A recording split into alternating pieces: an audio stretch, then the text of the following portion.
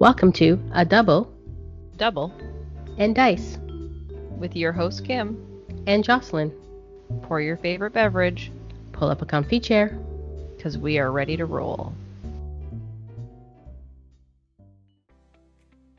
Welcome to episode 168 of A Double and Dice, and we're going to talk about games. Is that what we do It's here? What we do. It's what we do here. We don't talk more about games. Jocelyn's travel. Jocelyn's not traveling. Jocelyn is physically in her house. Yes. Actually. I have been home in my house for a week. A whole week. And let me guess, you're traveling next week. No, I already have Okay. been away though. We went away on the weekend for a night. Okay. I got home on June 5th. So today is 10 days, but I was away Saturday night. So yeah, it's been like a whole week and a bit since I've been home from all of my traveling. I am traveling again, but not till the end of the month. As of right now. Like things could change, but anyway, I'm on my real mic. I have a real headset. I'm using a computer. I'm not on a phone with AirPods. It's impressive. I'm excited about it. Home, sweet home. I was away for like 5 weeks. It's a long time. So, yeah. And then you come home and everything's just normal. You just slide back into your routine. Routine is good.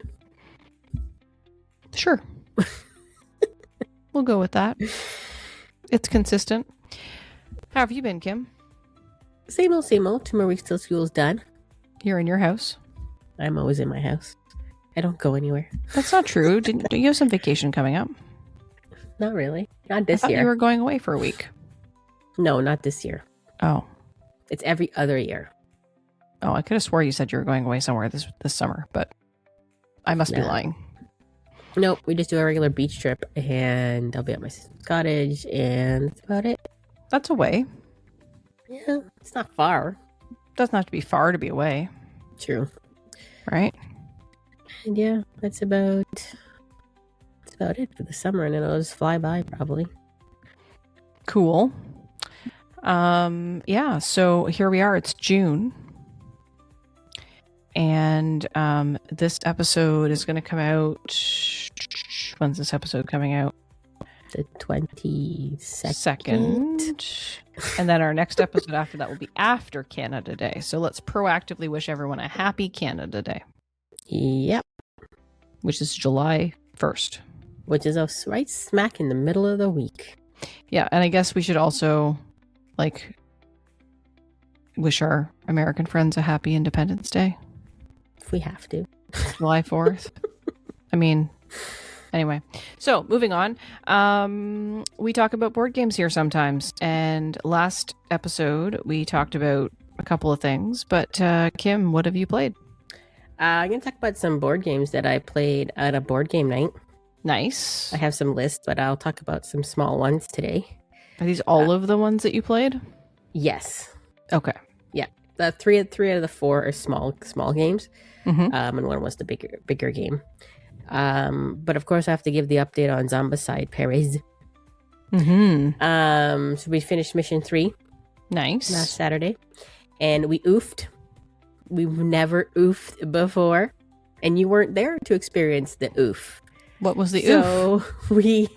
So we're playing. Okay, so Paris, as I said, is going to be introducing catacombs, right? Yes, catacombs. So we played a mission that involved that, and what it was, it's only 4 tiles.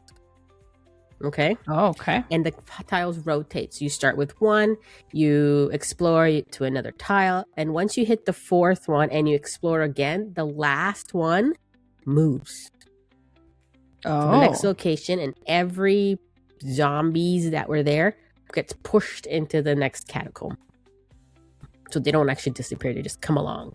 And then it just keeps changing Interesting. like that. Right? It's only 4 it rotates through. And I'm not trying to spoil anything, but it's spoiled on YouTube if you go look at it. There's cards, so you find things, and then the last card, it tells you like, okay, on this tile now, there's icons on it. So on this icon, place this X zombies. On this one, place X this type of zombies, so forth and so forth, right? Mm-hmm. So we did it. We placed the exit. We're like, great, like, there we go. We found the exit. We got this exit, right? So, and then you never know if it's night or day. So it depends on what the card tells you, what you flip.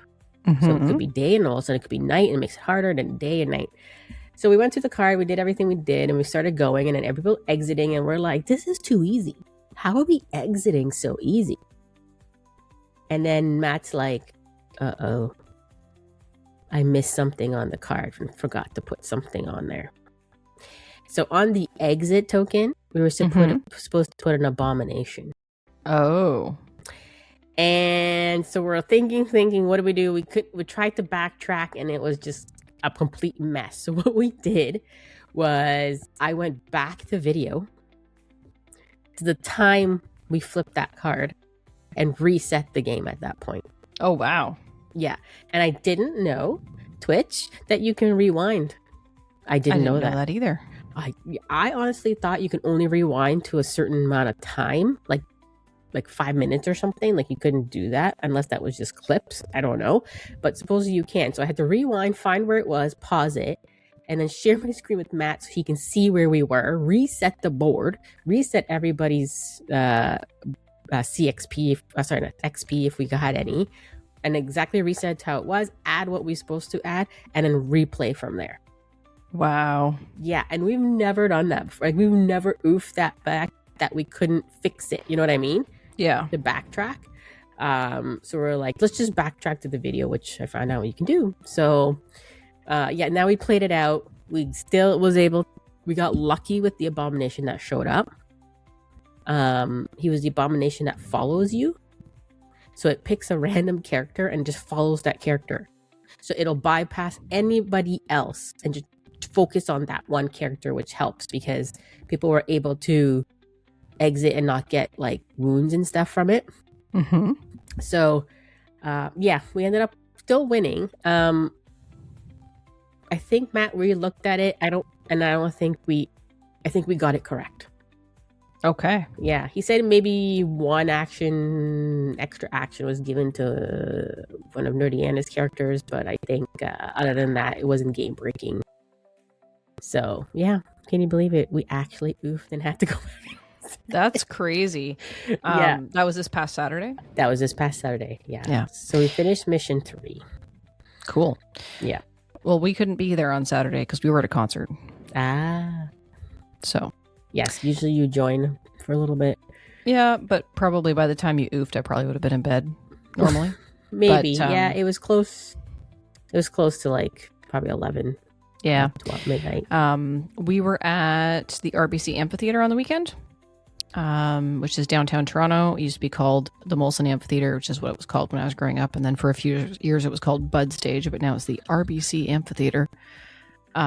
Which stands for the Royal Bank of Canada, for those of you that are not Canadian.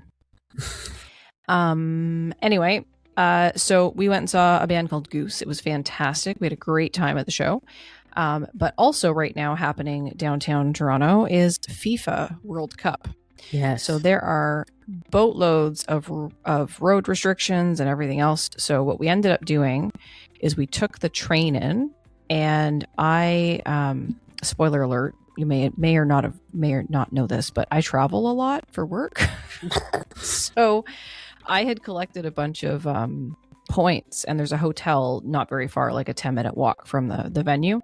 So I booked a hotel on points, and we spent the night in the city so that we could spend the night. I'm surprised you got somewhere. Well, I think we got really lucky. There was only one room left in the hotel on a points thing, and there was no FIFA game that night. No. So we probably could have driven in. We probably could have worked around the road restrictions. But when I booked the hotel, I actually got a notice that said there were certain days that you couldn't check in or check out of the hotel because there would be no access to the roads. So anyway, I think because of that, there was less bookings. So we got lucky and we got a hotel. So that was good. So we got to stay in the city for the night, which is good because it takes us over an hour on the train to get to that venue from where we live. So it's a long time to be on a train each way the same day, but It worked out. That is a pretty long time. But for that very reason, we were not able to watch Zombicide Paris. Nope, you were banging out to music. Yeah, we had a great time. It was great. Well, the game this week is actually in Vancouver. So yes, I think there'll be watch parties downtown on Thursday. Yeah, they still have a lot of closures though. Yeah, because probably everybody's coming downtown. Yeah, they've got and if it's a Blue Jay game, they're probably coming downtown. Blue Jays games, and then are there other games happening down at that? It doesn't have to just be Canada games. There could be other games happening. It depends if I don't know what other teams are here. Because I think Canada stays in Canada, obviously. US stays in US, Mexico stays in Mexico. And I don't know if people cross travel. I don't know. Like 2 random teams will come up to Toronto. Like, I don't know. Well, I mean, there's all the World Cup teams. They have to be playing somewhere, and they have to be playing in North America. Yeah, there's lots of games in the US, though. Like, lots of stadiums all over. Yeah. Yeah, it was Atlanta, Washington, Dallas. They're all over the place. So I don't know how the schedule is, but there is a game on Wednesday, June 17th, which is 2 days from now. Ghana versus Panama. On Saturday, the 20th, it's German versus Côte d'Ivoire. On Tuesday, June 23rd, it'll be Panama versus Croatia. And then on Friday, June 26th, it'll be Senegal versus Iraq. Here. Mm-hmm. Yeah. So these are all the Toronto matches at the BMO Stadium. And then there's also a match on Thursday, July 2nd. The Group K runner-up versus the Group L runner-up will be there as well. It's crazy. So many teams. So many groups. Yeah, so I don't know who's in Group K and Group L. Like Ghana, Panama, and Croatia are in Group L. I don't know who's in Group K. I'm very upset today with my team. And that is all I'm going to say, because I don't cheer for Canada. They're my second on the list. So anyway, those are the games that are coming. But also on Saturday night, sorry, I'm interrupting your board games. You did. You totally interrupted my soccer story. Sorry, go ahead. That I don't cheer for Canada. Yeah, I heard that. I was just ignoring it. Yep. They're my second. So who are you cheering for? Spain. Nice. And they did terrible today, so. Oh, that's too bad. Yeah, I'm not going to put it on my jersey anymore. No? Nope, not during games. You think it's unlucky now? Yes. Gotcha. So also on Saturday night, the Knicks won. Yes, that's okay. We interrupted our Zombicide to say that. And that Zombicide was done. No. Wasn't it? No, the game was playing while we were playing Zombicide. Oh, sorry. I thought you meant like I interrupted you talking about Zombicide. Oh, no. We interrupted Zombicide to say the Knicks won, and it was 1 second. Because Nerdy Anna and Millie, they live in New York. Yeah. So when we left the concert, there was some sort of festival happening very near our hotel, and they had all the sports games playing. So we popped in, all the food was done and the bar was closed because it was late, but they were still showing the Knicks game.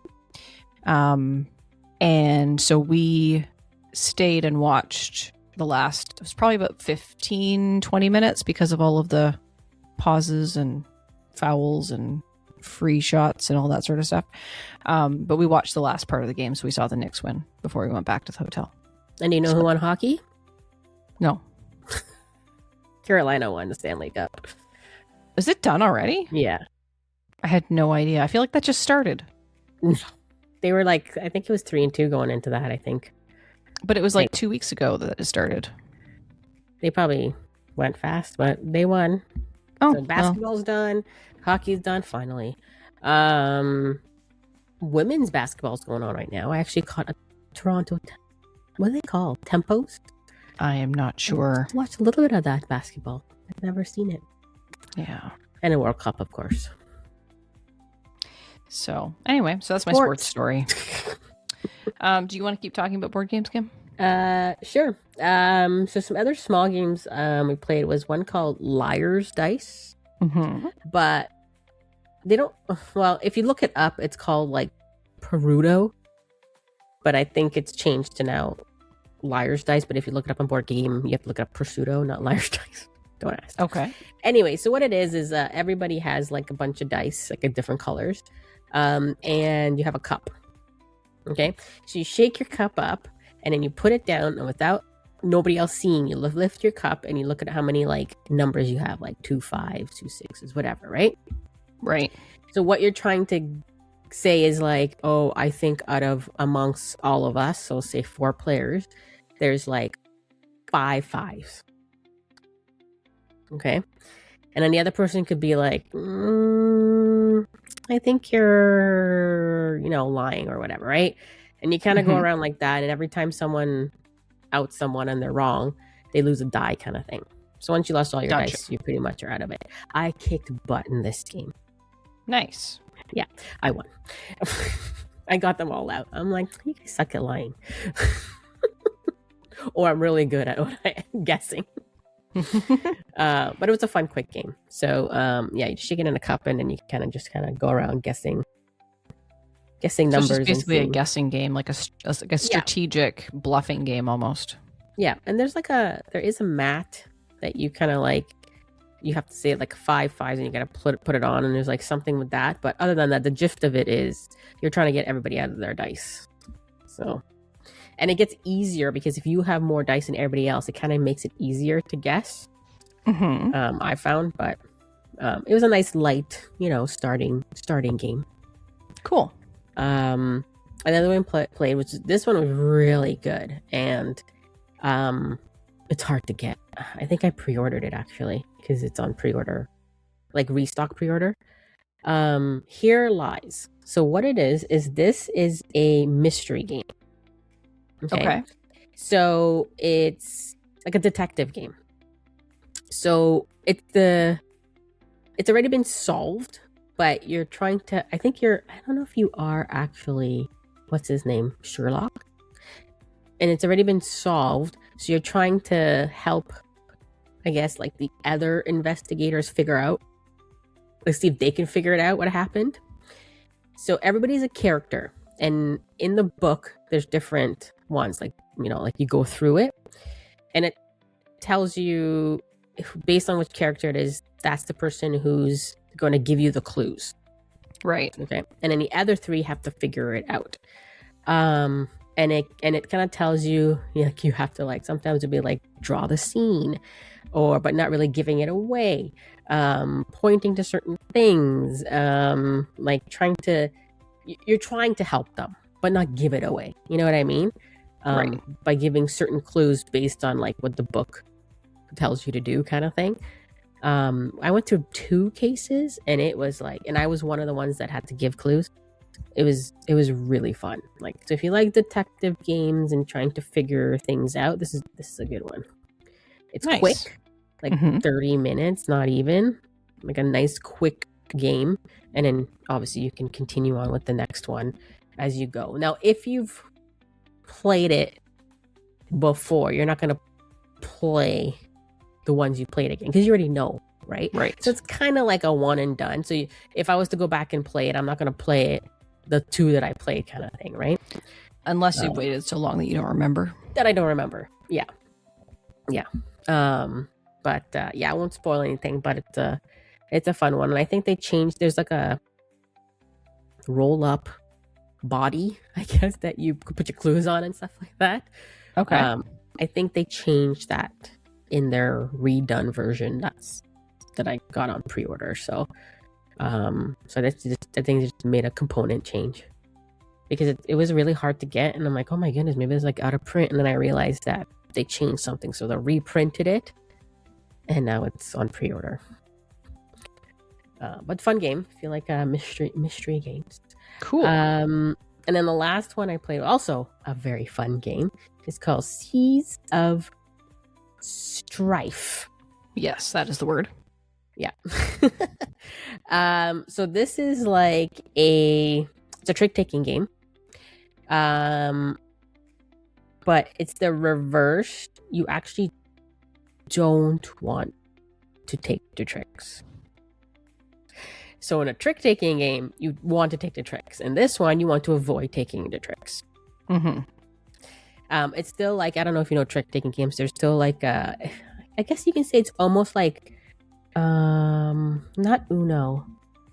Oh, what's that one? Oh my gosh, euchre. Okay. So you know how there's like a I don't know if you ever played euchre. I There's like have played a lot of euchre in my life. okay, like trump, Yep. right? So it's like similar. There's like a trump, and you have to follow suit. Yep. And sometimes you can get trapped, and but in this case, you kind of playing strategically. You don't want to get to tricks. All cards like that. There's like 4 different suits, I should say, or colors or whatever it is. Mhm. There's one card that wins it all or loses it all, kind of thing. But this one was really fun because you kind of have to think the opposite. It's like, Okay. I could win that. No, you don't want to win that. And I think it's like the first person to reach 10 or something loses or something like that. Okay. So trick taking game, but the opposite. You don't Cool. want to take tricks. So that was a fun one. Oh, and I forgot this one. This one was the big game I play. So All I play right. like one usually big game. And I'm Right. gonna try to pronounce this. And I looked up how to pronounce it. And it's like you want to say anarchy, but it's not anarchy. Right. It's I'm like looking at it. it's like nanocron I think it still starts with Anna. No, when I looked up how to actually pronounce it, it wasn't like that. Hold on. I mean, It's anachrony. Nakruni. That's how Okay. you say it. Yeah. I'll take your word for it. I don't know. I look up the how to pronounce it. Okay. It's like Nakruni. All right. I'm not gonna explain this game much because I don't remember it and I didn't like it. Okay. So you do not recommend it. Well, it could be nice for some other people. It's pretty much a worker placement game. Okay. And I can't even explain it. I was so confused throughout this whole game. I didn't even know what I was doing. Did you play it last? Yes.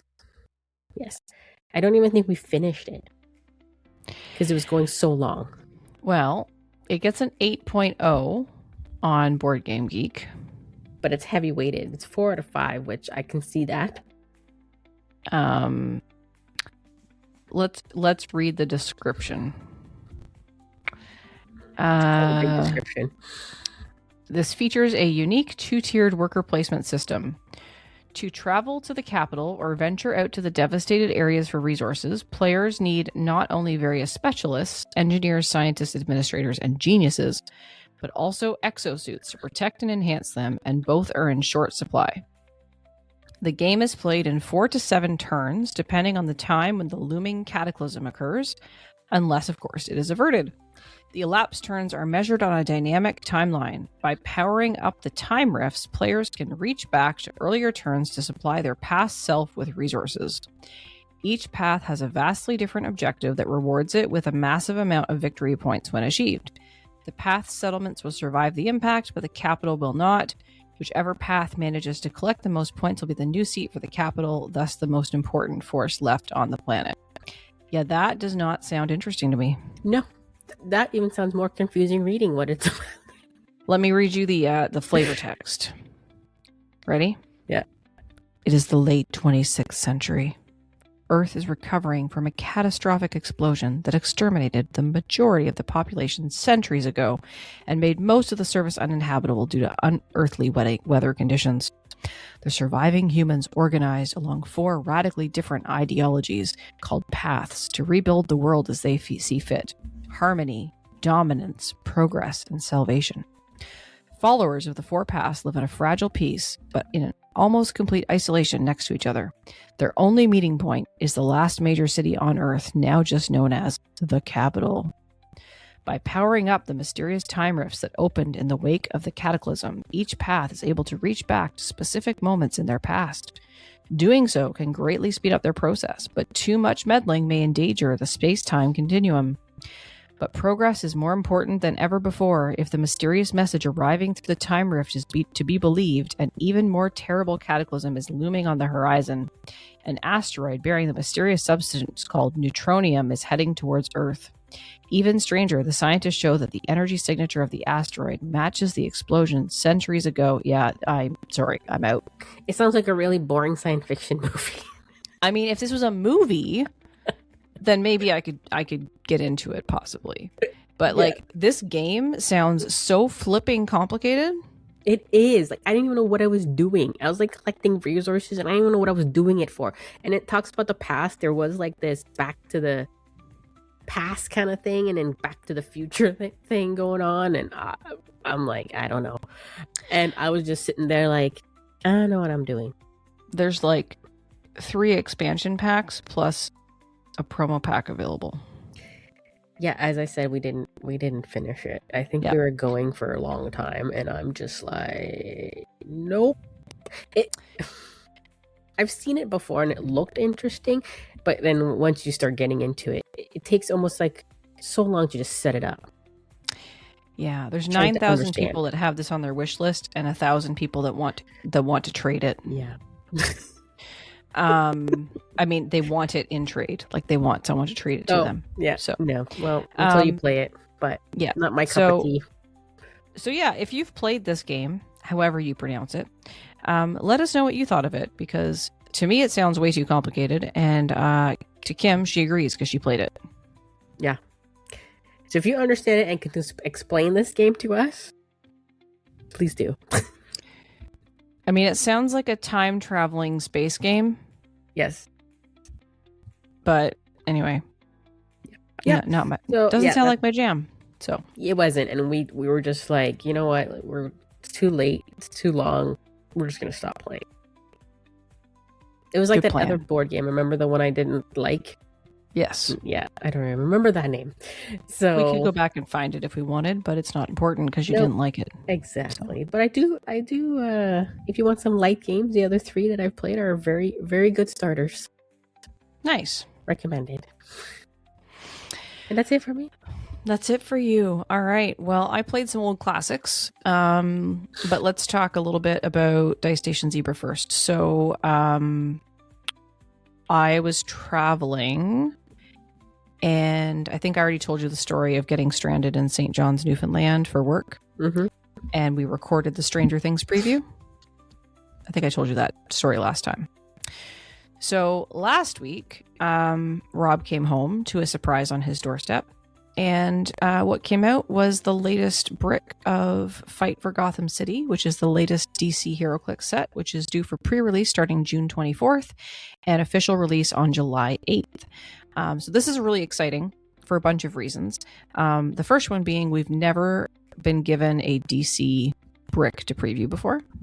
Why? I don't know. We've never had DC. We've only had Marvel, or we've had like Iconics, which are like the sets that they're not blind, like the Stranger Things was, for example. But they've done DC in the past. Yeah, they've done DC in the past. They've just never sent any to Dice Station Zebra. So the last 2 or 3 DC sets that, since we've been previewing products, since they've been sending it to us, we didn't get any. So this is the first time we got some, which was exciting. So would you like to guess what DC hero this is based around, Kim? Batman. Shocker, you're right. So we at Dice Station Zebra are not unboxers. We don't just unbox things. We play with them, because that's what you're supposed to do with HeroClix. You're supposed to play HeroClix. So we decided to do 3 sealed games, which is what we usually do when WizKids sends us a brick, because that gives us 3 videos and we get to open 4 boosters each time. So at the time of this recording, the first video is already out. Fight for Gotham City. We were able to release it today as we are recording. And as of the time of recording, the video has something like 65 likes and over 700 views and like 30 comments or something like that. So pretty strong from a participation standpoint. We opened the Legacy card, which was a bat and cat figure from way back that's now being brought into modern, and people are very excited about this Legacy card. I think we were the first people to preview that Legacy card, so that was exciting. And in our first game, we also opened the Chase. So Rob likes to randomize all the boosters, so he throws them in a bin and just throws them down on the table, and then we open whatever we open. And the I think it was the first booster I opened. I can't remember if it was the first or the second, but it had the Chase Batman in it. The absolute Batman, and we played our game. So preview sealed game 1 is up over at youtube.com/Dice Station Zebra. So if you want to see the figures from the Fight for Gotham City set, you can check that out. By the time this episode releases, Game 2 will also be posted. We just finished recording Game 2 right before I came to get on the podcast recording with Kim. And we opened some new figures there, again, which will be revealed by the time this podcast comes out. So the most exciting thing was we pulled a super rare Pied Piper. And he does a thing with the rats in the set. Unfortunately, I did not pull any rats, but he was a super cool figure.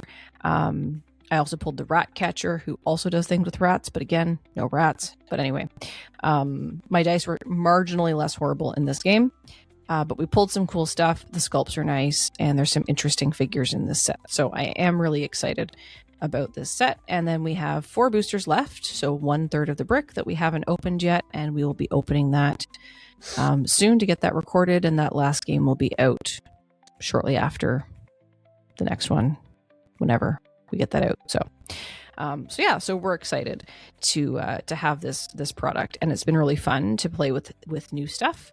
And yeah, you can check all that out over at Dice Station Zebra. So I played 2 games of HeroClix with the new set. Lost both of them, mostly because of my dice. But overall, like super, super fun. I also did get back to the local store finally on Thursday to play HeroClix. So we played, it was a 200-point Golden Age theme. And there was a rule that none of your figures could be more than 60 points. So I thought I would have more time to build than I actually did, and I did not have a lot of time. So I was like, okay, I'm just going to pick one set and build from it. And I'm going to pick an old set that I haven't played with in a while. And Kim, you will be very excited to hear the character that I played. Now, I'm going to preface this with saying it is a Marvel character. Would you like to guess? That I actually like? Yes. Wolverine. No. Is it a girl or a boy? It's a boy. Oh, Gambit. It was Gambit. Can't believe I didn't do that at first. I know. I'm surprised you said Wolverine first. So yeah, I got to pull out a super rare Gambit that I hadn't really played with from our House of X set. So I pulled out some figures to go with him, and I had a good time.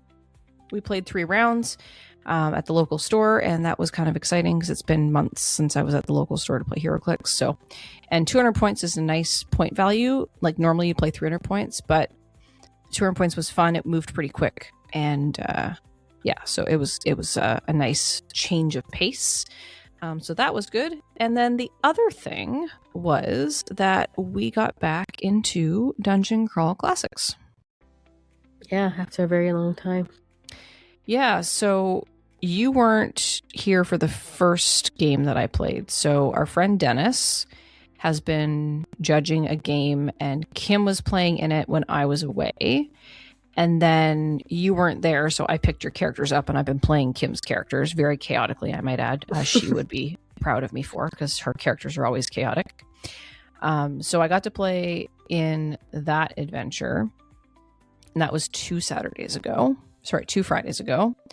And then last week, we all got back together with our friend Mike and Rob and Dennis and Kim and I, and we went back to the Purple Cavern, which is the Dungeon Crawl Classics adventure that Rob's been DMing for us. And we have not played this game since February 13th. So March, April, May, June. It was 4 months in between. Crazy. I can't even remember what characters I had. Well, you were playing Penny. Yeah. Yeah. But yeah, it'd been a really long time since we played it, and that was for a couple of reasons. Our friend Mike went away, then Rob and I went away, so all kinds of things happened. But anyway, we played other stuff in between. But we got back to the Purple Cavern, and I had a really good time, Kim. Yeah. It was really fun on Friday night, and we were all back together, and it took us maybe a little bit to get sort of back on the saddle and what we were doing, what our characters did, but not too far in. Kim was being chaotic, and Mike was trying to set her on fire, and I almost got back to him, or choke choking cloud He's lucky you I or didn't something. Yeah, and then Kim tried to shoot into melee and was not worried about hitting Mike's character and all that fun stuff. So there was some good banter between Kim and Mike. There was some good banter between me and the gang. So it felt nice to be back into the saddle with that game. So we've got another one of those games coming up, I think, this weekend. No, this weekend we can't play because Rob and I are away. So this adventure is going to go on pause again for a couple of weeks, but we're going to try and pick up our other adventure that we were playing with Jonk and Bob, which is the Mutant Crawl Classics, because we didn't quite finish that before we went on holidays. So yeah, it's nice to get the role-playing games back going. It's a fun way to spend our Friday nights. Yeah. So Kim's like, yep, that's it. Role-playing. Role-playing, chaotic. Kill people that try to kill you. It's all good. Yeah. That's on the same team as you. Yeah, it's fun. And Dennis was like right on fire with his deeds this week. Yeah. So Dennis plays a warrior. Her name is Ami. And in Dungeon Crawl Classics, your warriors get this deed die. So when they roll their attack, depending on their level, they roll an extra die on top of their d20. And they can declare what's called a mighty deed. And there's different types of mighty deeds that are like outlined in the book, or you can make up your own. So there's like blinding attacks and precision strikes and pushbacks and all kinds of things. So if you achieve the deed, if you roll high enough on your deed die, you get to add the extra damage to your damage value if you hit, but also you get an extra effect. And Dennis was trying some different stuff. There was some blinding attacks, there was some precision strikes, and then he was making up something. It was like this multi-attack thing. Yeah, because you tried to hit two in one or something. Yeah, so we're going to come up with like not official, but like unofficial rules and what that looks like. Rob, I think, is going to work with Dennis to map it out, like what type of abilities he gets depending on how high the deed die is. But that's what's great about this game. You can just do whatever you want with it, right? The game is there as a guideline, and the rest of it is what you make of it. So we're pretty chill with it. We don't really worry about timing or encumbrance and stuff like that. Like eventually Rob will say to us, I don't think you can carry that much gold. It's probably too heavy. Oh, I'm sure I'm carrying a lot of things that I probably shouldn't be carrying. Just don't tell him. It'll be fine. So anyway, but and then my job is to try and convince Rob to let us do things that we shouldn't be able to do, or to convince him to give out like extra luck or extra bonuses or whatever. Like I have a tendency to be like, but what about this? Like, what if we did this? You don't always win. No, but sometimes I do. Sometimes I get pretty good at that. So it just depends. But anyway, it was fun to get back into that. And I'm looking forward to more Friday nights of role playing in the near future. And that's all I got. I think that's all we got. It's the whole kit and caboodle. It's all the games. So we do have a dice bag. One in the dice bag. One comment in the dice bag from our last episode that came from Darren Christie on the YouTube. And Darren, as Darren had mentioned on a previous episode, or as we had mentioned from his comments before, he was headed to UK Games Expo. So it looks like he went to UK Games Expo. He picked up King of Tokyo Godzilla at the event, but he hadn't had a chance to get it to the table yet. So no feedback on that. He did get a bunch of other stuff. He got a playset of the new Darth Vader card for Star Wars Unlimited, which was the promo for doing a demo. So a playset usually means 3 because you can put 3 in a deck. He tried the Gundam card game and found it rather fun. And he says he's not a Gundam fan, so he might be looking into getting some starter decks for that. He said he picked up the new edition of Kobayakawa from Oink Games. He said it was okay at 3 players, but it'll really shine at its higher player counts. He said think Love Letter with betting. Okay. Another Oink game that he got was Tropichaos, which was really fun. What he loves about Oink games is how they squeeze a lot of game into such a small box. I like small boxes. He also got to play some Ashes using the Precon decks, which was a great game with beautiful art. But his big exciting find was a Netrunner group starting up locally. He says this is still the GOAT of card games.